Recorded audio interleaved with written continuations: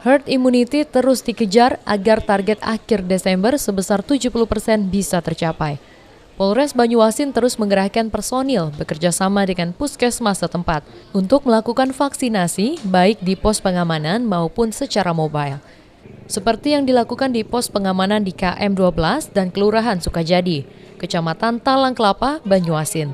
Hingga kini persentasi pencapaian vaksin di wilayah Banyuasin sudah mencapai 65% lebih. Tinggal 5% lagi yang harus dikejar dan terus digenjot hingga akhir Desember bisa tercapai. Kapolres Banyuasin AKBP Imam Tarmudi menjelaskan, dari analisa yang dilakukan, kebanyakan yang memiliki kesadaran untuk vaksin lebih banyak adalah ibu-ibu atau perempuan. Di tempat Sukajadi ini, di Geria Sukajadi Permai ini ya, kurang lebih 250 yang kita targetkan.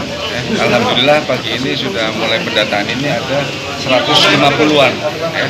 Nah, mudah-mudahan ini bisa menggerakkan ya, masyarakat yang lainnya untuk sama-sama ya, menyadari bahwasanya vaksin ini adalah suatu kebutuhan.